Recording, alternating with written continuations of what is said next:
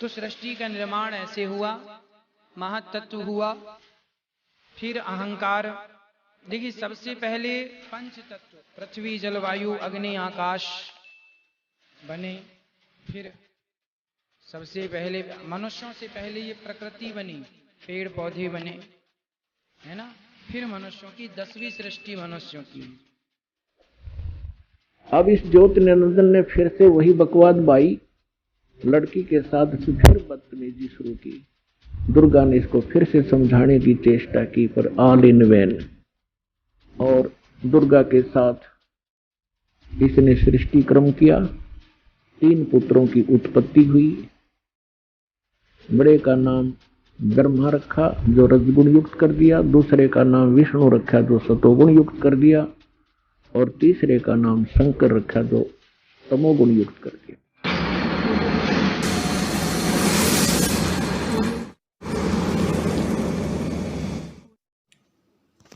दर्शकों, सृष्टि की उत्पत्ति कैसे हुई, ये सवाल आज सभी के मन में उठता है और कई वैज्ञानिकों के शोध का विषय भी रहा है। कई वैज्ञानिकों का मानना है कि किसी विस्फोट के कारण सृष्टि की उत्पत्ति हुई और विकास के क्रम में धीरे धीरे जीव की उत्पत्ति आरंभ हुई। तो आज हम जानेंगे कि आध्यात्मिक दृष्टि से कि इस ब्रह्मांड की उत्पत्ति कैसे हुई। तो इसी विषय पर जानेंगे 2 धार्मिक गुरुओं के विचार कि आखिर इस सृष्टि की उत्पत्ति कैसे हुई। तो वीडियो को पूरा अवश्य देखिए, वीडियो लंबा हो सकता है, तो आपसे निवेदन है कि वीडियो को पूरा देखें, तभी आपको सारी बातें समझ में आएगी। पहले सुनते हैं अनिरुद्ध आचार्य जी के विचार। सृष्टि का निर्माण कैसे हुआ? सृष्टि का निर्माण कैसे हुआ? सृष्टि क्रम देखिए, सबसे पहले भगवान नारायण ने अपनी नाभि से कमल को उत्पन्न किया। कमल में ब्रह्मा जी का प्राकट्य हुआ। ब्रह्मा जी ने मनु और शत्रुपा को जन्म दिया। मनु शत्रुपा की 3 बेटियां और 2 बेटे हुए, आकुति, देवहूति, प्रसूति, प्रियव्रत, उत्तानपाद। ये 5 संतानें मनु जी की हुई। इन्हीं 5 संतानों से सृष्टि क्रम बढ़ा और बना। इसी से बढ़ता गया, बनता गया। फिर उनकी संतान से उनकी संतान, मनु की संतान होने से हम सभी मनुष्य कहलाए। हमें मनुष्य क्यों कहते हैं? क्योंकि हम मनु की संतान है। तो मनुष्य, जो मनु के द्वारा संतति आगे, हम सबके पूर्वज केवल मनु हैं। हम सभी के पूर्वज केवल मनु किन के पुत्र ब्रह्मा, ब्रह्मा किन के पुत्र नारायण के। तो हम सभी के पूर्वज केवल नारायण हैं। हम सभी के जो पूर्वज हैं वो भगवान नारायण हैं, उनसे हम सब बने हैं। तो सृष्टि का निर्माण ऐसे हुआ, महातत्व हुआ, फिर अहंकार। देखिए सबसे पहले पंच तत्व पृथ्वी जल वायु अग्नि आकाश बने। फिर सबसे पहले मनुष्यों से पहले ये प्रकृति बनी, पेड़ पौधे बने, है ना। फिर मनुष्यों की 10वीं सृष्टि मनुष्यों की है। अब जानते हैं संत रामपाल जी के विचार। तो ये जो सृष्टि रचना है, ये एक मास्टर की है आध्यात्मिक इस मार्ग को समझने के लिए। तो परमात्मा ने 600 वर्ष पहले आकर बताया था अपने प्यारी आत्मा धर्मदास जी को कि सृष्टि रचना कैसे की मैंने, और आप जी यहाँ इस काल के जाल में कैसे फंस गए, आपकी क्या हालत है, कोई जीवन है आपका। भले ही हम देखम देखा एक दूसरे को देख कर यहाँ टाइम पास कर रहे हैं, और अज्ञानता के कारण हम अपने आप को बहुत चतुर भी समझ बैठे हैं, क्योंकि थोड़ी सी शिक्षा होगी, कोई डॉक्टर बन गया, कोई इंजीनियर, कोई राजनेता बन गया, कोई वकील एडवोकेट, कोई जज बन गया, और हम अपने आप को घना इंटेलिजेंट और चतुर मान बैठे। हम आज भी चाहे कुछ भी, कितनी ही एजुकेशन आपके पास है, आप केवल जीव हैं। हम सभी अभी तक जीव हैं, और जीव की कोई औकात नहीं है। आज मृत्यु हो जाती है, चाहे राष्ट्रपति बना हो, कल गधा बन जाएगा।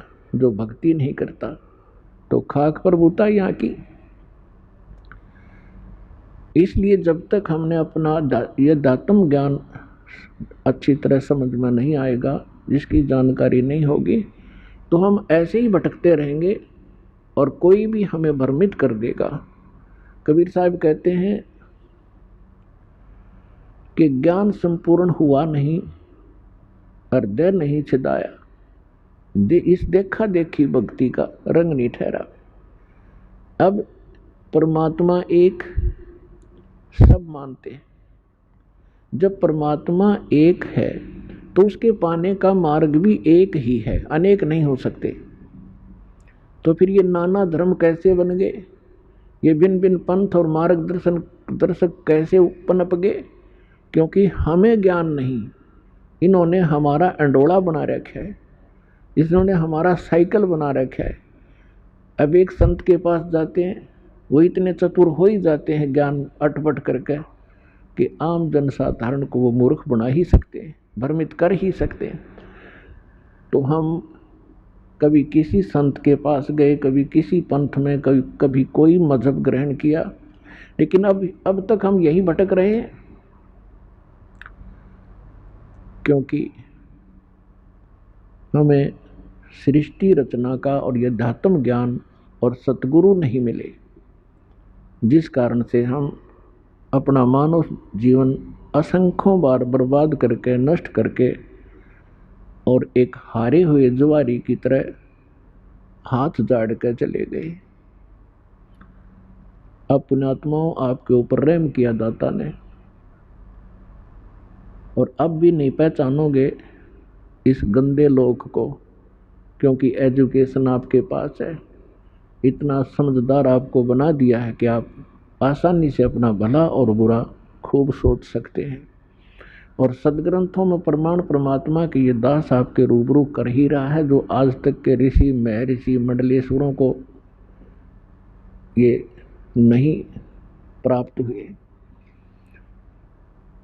तो सबसे पहले केवल परमात्मा थे, सत्य पुरुष थे, अविनाशी परमात्मा कबीर भगवान थे। उस परमेश्वर का ओरिजिनल नाम जो है कबीर देव है। वेदों में उसे कबीर देव कहते हैं और हम अपनी मातृभाषा में उसे कबीर कहने लगे। कबीर देव माने साहब परमेश्वर, और कुरान शरीफ के अंदर उसी परमात्मा को अल्लाह कबीर कहते हैं। अल्लाह अकबर, अकबीर ये अपभ्रंश शब्द हैं, अल्लाह कबीर है। अल्लाह माने परमात्मा, साहब कबीर माने कबीर। ऐसे ही उस परमात्मा ने सबसे पहले ऊपर का अकय लोक रचा,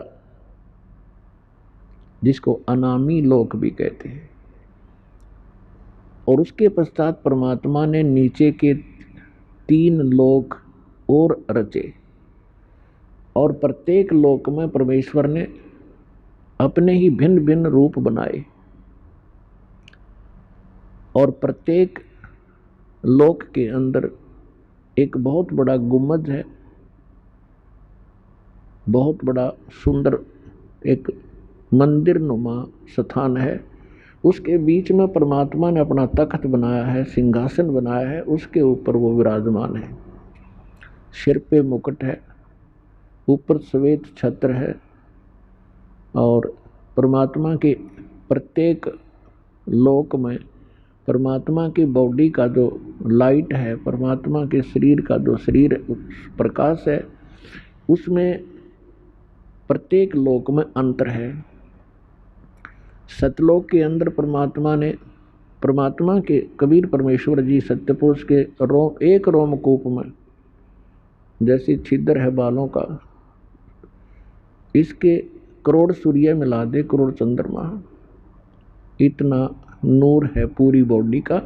यानी एक रोमकूप का इतना है तो पूरी बॉडी का कितना होगा, ये हिसाब लगाएं। और उसके बाद ऊपर अलख लोक है, उसके अंदर परमात्मा के ऐसे सिंहासन पर विराजमान है, और वहाँ उनके शरीर की जो शोभा है वो एक रोमकूप में अरब सूर्य और इतने चंद्रमा दोनों मिला दे तो भी परमात्मा के एक रोमकूप की जो रोशनी है वो तेज है। उसके बाद अगम लोक है। अगम लोक के अंदर परमात्मा के एक रोमकूप की रोशनी खरब सूर्य के तुल्य है। एक रोमकूप की सारी बॉडी की कितनी होगी आप हिसाब लगाएं। उसके बाद जो अकय लोक में परमात्मा विराजमान है तो उनके एक रोमकूप की जो रोशनी है शंख सूर्य, नील पद्म शंख सूर्य जितने प्रकाश है। सतलोक के अंदर परमात्मा ने सबसे पहले सृष्टि रचना की है। परमेश्वर कबीर जी ने आदरणीय धर्मदास साहिब जी को बताया तो वो ज्ञानदास अपने शब्दों में आपके रूबरू करेगा। सबसे पहले परमात्मा ने एक वचन से 16 द्वीपों की रचना की सत्यलोक में, और फिर परमेश्वर ने अपने वचन से 16 सुत उत्पन्न किए, 16 पुत्र। प्रत्येक को एक एक द्वीप में रहने का आदेश दिया। कुछ समय उपरांत परमात्मा ने अपने उन्हीं 16 उत्पन्न पुत्रों में से, जिनमें से एक अचिंत है, उसका नाम अचिंत है, उससे कहा कि आप सृष्टि रचना करें, और परमात्मा ने उसको शक्ति दे दी, वचन दे दिया, आशीर्वाद दे दी। अचिंत ने अपने वचन से अक्षर पुरुष की उत्पत्ति की, और परमात्मा ने उन्हीं प्रत्येक द्वीप में एक मान सरोवर की रचना की। उस सतलोक के अंदर एक मान सरोवर की रचना भी उन द्वीपों के साथ ही की। और छोटे छोटे सरोवर तो सभी लोकों द्वीपों में बनाए ही जाते हैं। तो अक्षर पुरुष स्नान करने के लिए उस मान सरोवर में चले गए। तो पुण्यात्मा वहां श्वासों से शरीर नहीं है, तो वहां जाकर के उसने पहले स्नान किया, फिर उस शीतल जल के अंदर आनंद से लेट गए, निंद्रा आ गई। काफी समय तक वो बाहर नहीं आए। अचिंत ने परमेश्वर से कहा कि परमात्मा अक्षर पुरुष उठ नहीं रहा है और मैं सृष्टि रचने में हेल्पलेस हूँ, विवश हूँ, जब तक वो सरोवर से बाहर नहीं आएगा। तब परमात्मा ने कहा कि बेटा, मैंने आपको इसलिए ये सृष्टि रचने के लिए कहा था, और मुझे मालूम था कि आप नहीं कर सकते, लेकिन बीच में आपके कर्म बिगड़ जाते, आप सभी अपनी महिमा की भूख में कहीं गड़बड़ ना कर देते। इसलिए समर्थ का काम समर्थ ही कर सकता है, आगे से सावधान रहना पुत्र। यानी इस झटके से उन सभी जितने भी पुत्र थे जब तक उत्पन्न हुए थे, उन सभी को ये एक अच्छा लेसन प्राप्त हुआ। उसके बाद परमात्मा ने क्या किया, उसी सरोवर से थोड़ा सा अमृत लिया, अपने वचन से एक अंडा बना दिया। अंडे में अपने ही बॉडी से, शरीर से, वचन से एक आत्मा उसमें प्रवेश कर दी, और उस अंडे को उस सरोवर में छोड़ दिया। अंडा गड़गड़ करता हुआ जा रहा था, काफी विशाल अंडा बना दिया। एक तो पुण्यात्माओं, भक्ति मार्ग के अंदर, अध्यात्म मार्ग में आप अपने विज्ञान को मत अड़ाना, क्योंकि अध्यात्म मार्ग में कोई इम्पॉसिबल चीज नहीं होती। हमारी बुद्धि उसको ग्रहण नहीं कर पाती, वो हमारी कमजोरी है। इसलिए कोई भी ज्ञान दास आपको बतावे वो गॉड गिवन है। आप बालक हैं, आपकी बुद्धि नहीं कैच करे तो उसको नकारा ना करना, स्वीकार करना। अब जो ही वो अंडा नीचे को जा रहा था, अक्सर पुरुष की निंद्रा भंग होगी। जैसे कोई किसी को अधूरी निंद्रा से जगा दे किसी कारण से भी, तो उसको थोड़ा सा क्रोध होता है। इसी शोर आवाज से वो जागा और क्रोध से देखा कि किसने मेरी निंद्रा भंग करी। वो कोप अंडे में प्रवेश हुआ, जिस कारण उस कोप से अंडा फट गया। उसमें से ये ज्योत निरंजन सरपुरुष निकला। परमेश्वर ने कहा कि तुम दोनों बाहर आओ और अचिंत के द्वीप में चले जाओ। अक्षर पुरुष और सरपुरुष ये दोनों आज्ञा का पालन करके अचिंत के द्वीप में चले गए। उसके बाद परमेश्वर सत्य पुरुष ने, कबीर जी ने अपने वचन से हम सभी आत्माओं की रचना की और हमारे लिए सबके अलग अलग महल बनाए, सुंदर द्वीप बनाए, बहुत लंबे चौड़े, और पूरे सतलोक को सदाबहार वृक्षों से युक्त कर दिया। और वहाँ का जो मटेरियल है, वहाँ के जो पदार्थ हैं, बहुत ही स्वादिष्ट और कभी नाश न होने वाले, कभी समाप्त न होने वाले हैं। फिर क्या हुआ, कुछ दिनों के बाद इस ज्योत निरंजन के अंदर एक खरपतवार पैदा हुआ, खुरापात। इसने क्या विचार किया कि हम 3 जने एक द्वीप में रह रहे हैं और सभी जितने हमारे भाई हैं वो अन्य भिन्न भिन्न द्वीपों में रह रहे हैं। तो उसने क्या अपनी बुद्धि से सोचा, उसने तप शुरू किया। जब 70 युग तक तप कर लिया, तब परमात्मा ने पूछा कि ज्योत निरंजन आप क्यों तपस्या कर रहे हो, किस चीज की आवश्यकता है तुझे। ज्योत निरंजन ने यानी सरपुरुष ने कहा कि प्रभु पिताजी, ये द्वीप मेरे लिए थोड़ा स्थान है, मुझे अलग स्थान दीजिए।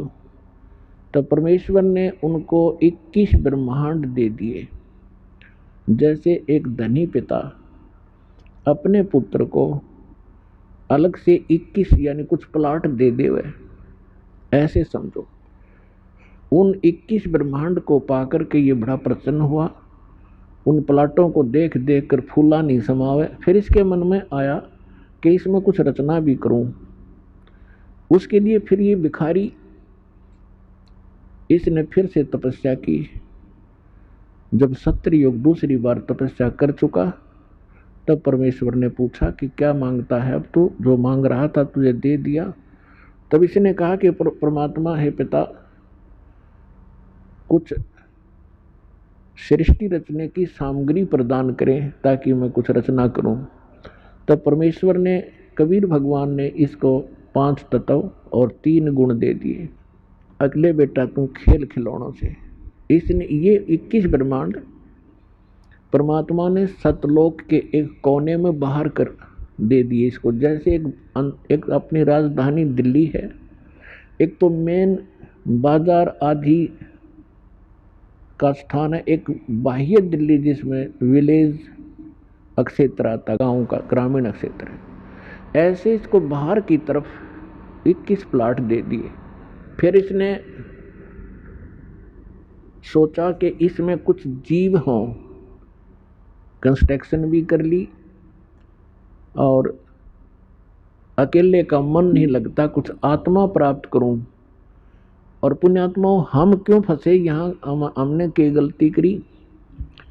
जब ये तपस्या कर रहा था, कभी इस पैर, एक पैर पे खड़ा होता था, कभी दूसरे पे खड़ा होता था।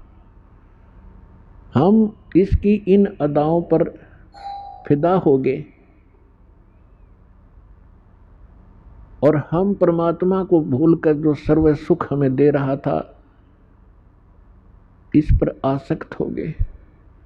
और पुण्यात्माओं, ये रोग आज भी हमारे अंदर विद्यमान है, जिस रोग से हम मार खा चुके हैं। जैसे एक हीरो या हीरोइन अपनी रोजी रोटी के लिए अटपट करते हैं, वो चटक मटक करते हैं, कलाबाजी करते हैं, और ये भोले बच्चे युवा वर्ग उनका ड्रामा देख के, उनकी एक्टिंग देख करके उन पर आसक्त हो जाते हैं। ये मेरा फेवरेट हीरो है, ये मेरी फेवरेट हीरोइन है। तो यह बुद्धि हमारी वहाँ से चली थी, बुद्धि भ्रष्ट हुए हम। अब यहाँ कोई बरवाला में आ जावे कोई अभिनेता, इन जवान बच्चों को देखे उड़ा कितनी भीड़ लग जाएगी, और 1 किलोमीटर खड़े खड़े देखेंगे, देखो खड़ा स्टेज पर वह खड़ी, और लेना एक ना देने दे, धक्के खा के आ जाए। वो अपनी रोजी रोटी के लिए बकवाद करते हैं, पर ये उनके आसक्त हो गए। तो ये रोग हमारा वहाँ से लगा था। तो उस समय हम अपने मालिक ने भूल गए, इसकी तरफ देख बहुत आसक्त हो गए। परमेश्वर ने बहुत बार आकाशवाणी की कि बच्चों तुम मस्त रहो, इसकी क्रिया पर ध्यान ना दें। हम ऊपर से तो सावधान हो गए पिता की आकाशवाणी सुनकर, लेकिन अंदर से उसके प्रति हमारी कसक विशेष बनी रही। वो अंतर्यामी है, वो जान गए कि ये प्राणी अब यहाँ रहने के योग्य नहीं। जो उस ज्योत निरंजन की रेंज में थे और जो उसको देख रहे थे, वो सभी आसक्त हो गए, और असंख्यों। तो फिर उस ज्योत निरंजन ने फिर तप शुरू किया। जब 64 युग तक इसने तप कर लिया, तब परमेश्वर ने पूछा कि भाई तूने जो मांगा था वो सारी वस्तु दे दी, अब क्यों हट कर रहा है, अब क्या चाहता है? तब इसने कहा पिताजी मुझे कुछ आत्मा दे दो, अकेले का दिल नहीं लगता। परमेश्वर ने कहा कि भी देखो 64 युग तूने तप किया, तीसरी बार इसकी प्रतिफल में और तुझे दे सकता हूँ, प्लाट कितने ले ले ब्रह्मांड, पर आत्मा नहीं दे सकता।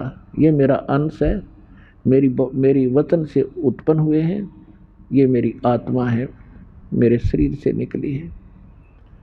अपनी आत्माओं,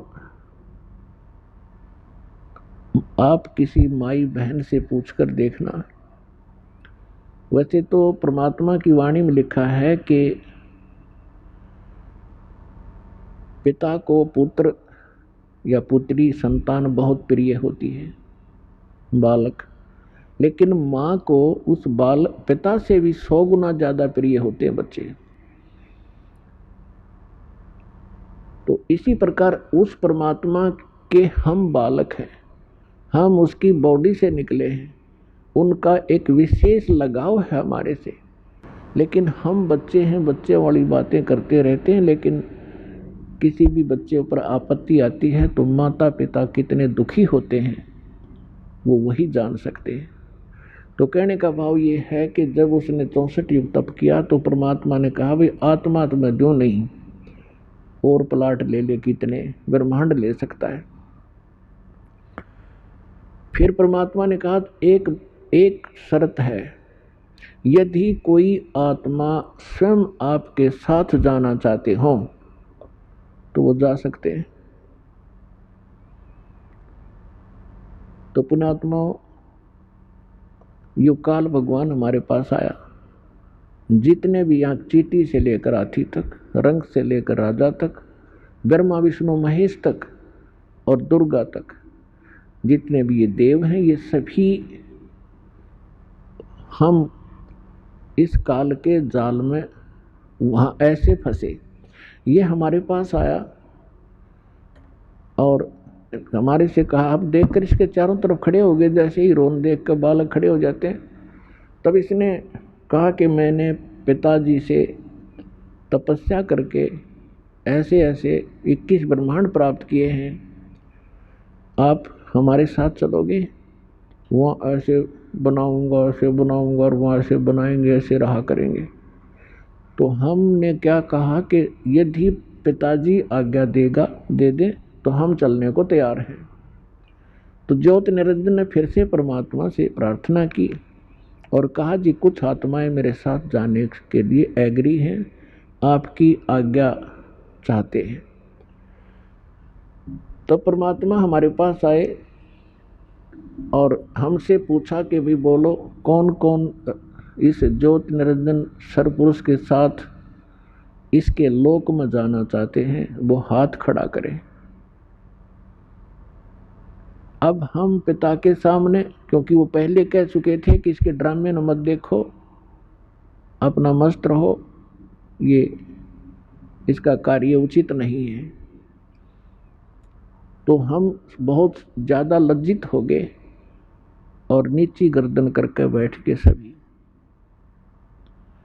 सन्नाटा छा गया, कोई नहीं बोला। पिताजी के सामने कैसे ये मुंह फटे। तब परमेश्वर ने कहा कि ज्योति निरंजन, आप तो कह रहे थे, तू तो कह रहा था कि बहुत सी संख्या में मेरे साथ चलने को तैयार है, ये तो एक भी नहीं बोलता। तब एक आत्मा खड़ी हुई और खड़ा होकर के कहा कि मैं इनके साथ जाना चाहता हूं। हमने सोचा कदे ये एक लिए यही आत्मा सारा मजा ले जा, हम पीछे रह जा। तो देखा हमने भी फिर दोनों हाथ खड़े कर लिए असंख्यों। तब परमात्मा ने कहा ठीक है भाई, जिसने भी आपके साथ जाने की इच्छा व्यक्त की है उनको मैं आज्ञा देता हूं, लेकिन मैं अपने हिसाब से भेजूंगा, ऐसे ठीक नहीं, आप जाइए अपने लोक में। तो परमात्मा ने सबसे पहले जिस आत्मा ने खड़ा होकर के सबसे पहले स्वीकृति दी थी उसकी लड़की बना दी और उसके अंदर हम सभी आत्माओं को बीज रूप में सूक्ष्म बनाकर फीड कर दिया। अपने आत्माओं, इस विज्ञान से हमें बहुत कुछ शिक्षा प्राप्त होगी। आप देखते हो हमारी बॉडी के अंदर आज के डॉक्टर आपको बताते भी हैं कि 1 ग्राम ब्लड में कितने कीटाणु होते हैं। 4-4 लाख 5-5 लाख कितने प्रकार के कीटाणु हमारी बॉडी में हैं। तो इसी प्रकार परमात्मा ने हमें सूक्ष्म रूप में इस दुर्गा, उसका नाम आदि माया रखा, जो आगे चल के दुर्गा देवी रूप नाम से प्रसिद्ध हुई। तो हम सभी को सूक्ष्म रूप में वचन से दुर्गा के अंदर प्रवेश कर दिया और युवा लड़की बना दी। और उसे परमेश्वर ने कहा कि बेटी, मैंने तेरे शरीर में वो सभी आत्माएं प्रवेश कर दी हैं और तुझे मैंने आशीर्वाद और वचन दे दिया है, शब्द शक्ति दे दी है। जितने जीव वो ज्योति निरंजन कहे आप उतने ही नर और मादा उत्पन्न कर सकते हो। और आप जाइए उस ज्योति निरंजन सरपुरुष के ब्रह्मांडों में।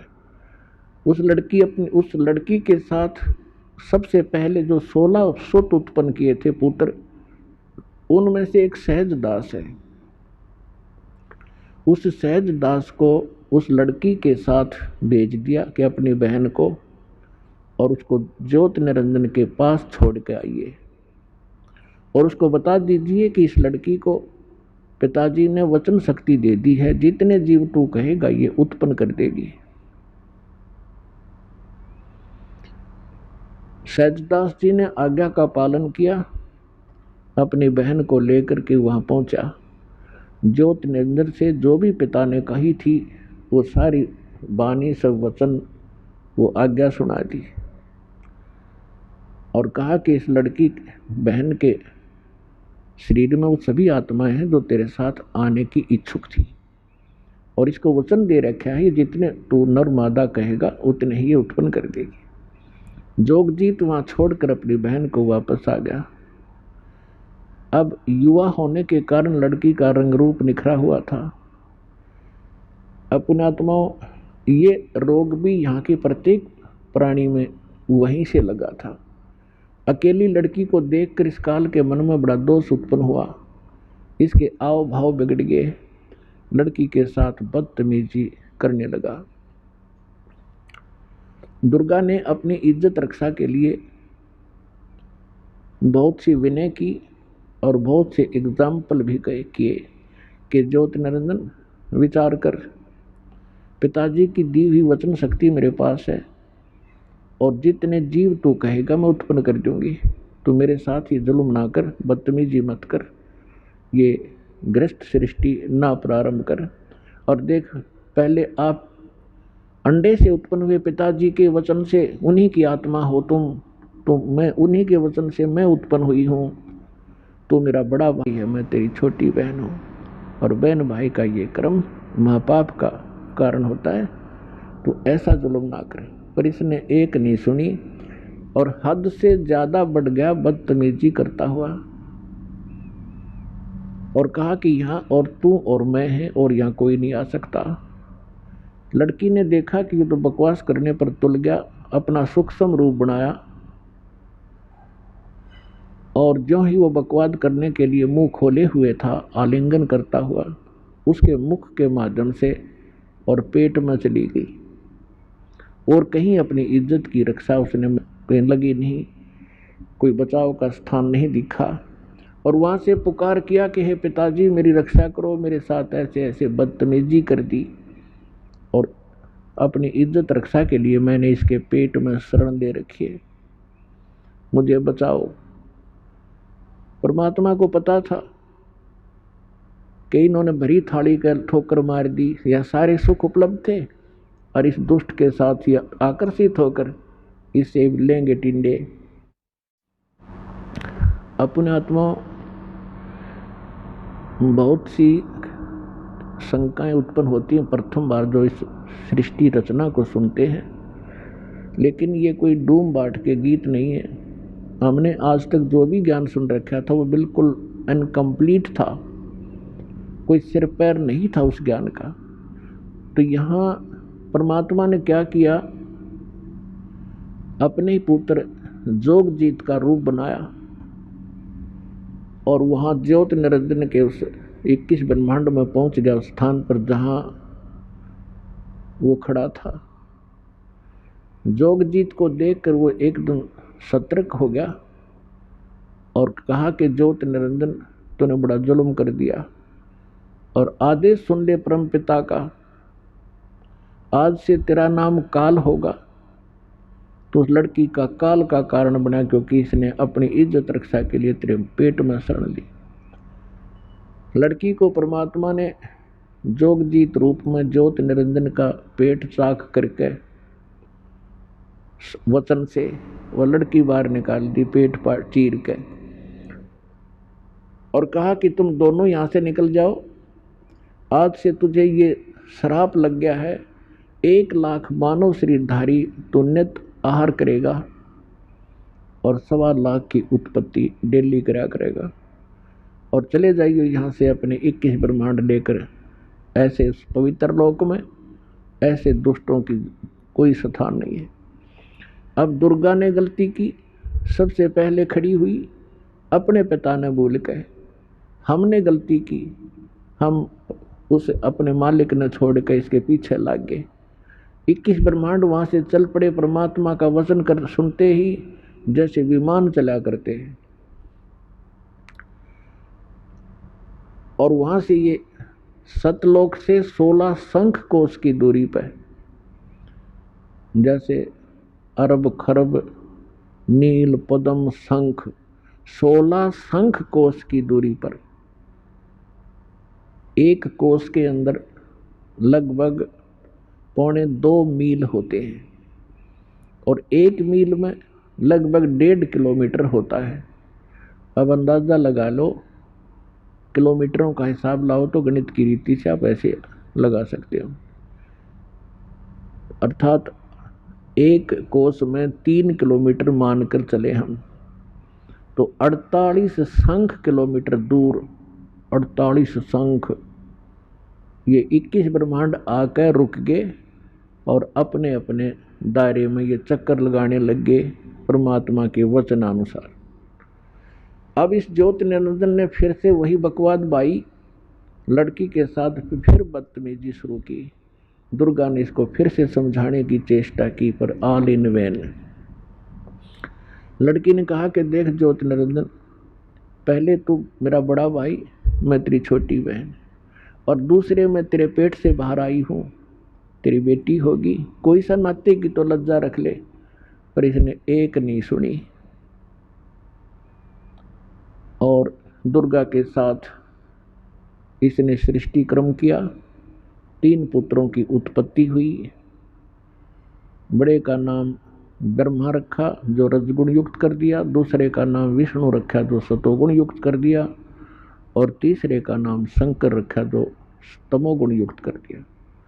और फिर दुर्गा ने अपने ही वचन से 3 लड़कियां उत्पन्न की और उन 3 लड़कियों से इन तीनों का विवाह कर दिया। इस प्रकार ये काल की सृष्टि प्रारंभ हुई। आज के लिए बस इतना ही, मिलते हैं ऐसे नेक्स्ट वीडियो में, तब तक के लिए धन्यवाद।